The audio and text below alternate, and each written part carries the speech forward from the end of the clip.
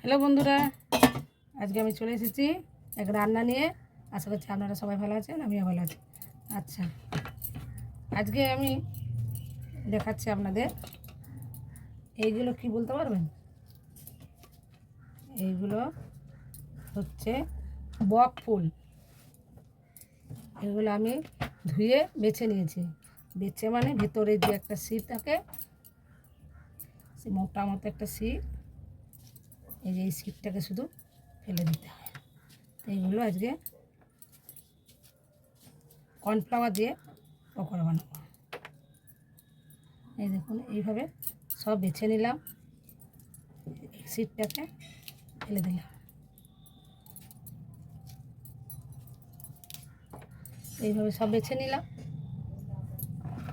এই যে সব সিটগুলো, এই বাটিটা,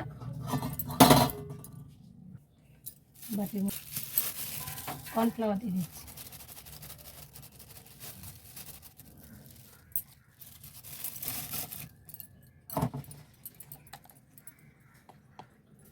হলুদ দিলাম, লঙ্কা গুঁড়ো দিলাম,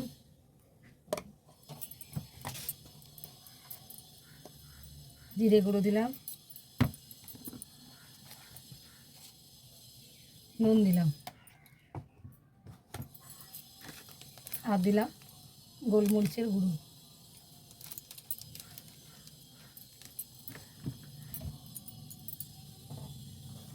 এখানে জল দিয়ে মেখে নিচ্ছি।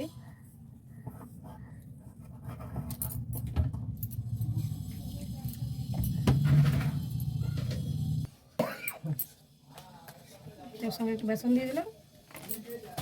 এবার ভালো করে, এবার কড়াই বসিয়ে দিয়েছি, কড়াইটা গরম হয়ে গেছে। এবার তেল দিচ্ছি,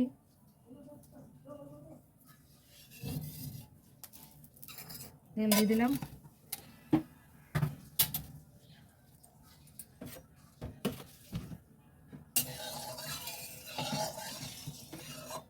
তেলটা ভালো করে গরম হয়ে যায়।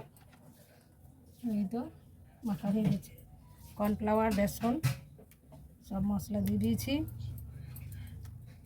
ডুবিয়ে নিয়ে তেলের মধ্যে দিয়ে দিচ্ছি।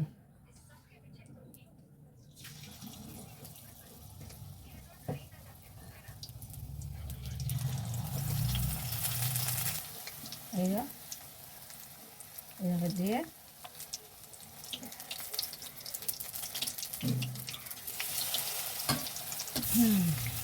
হয়ে গেল। এবার উল্টিয়ে ভেজে নিই। এই তো হয়ে গেল ভাজা।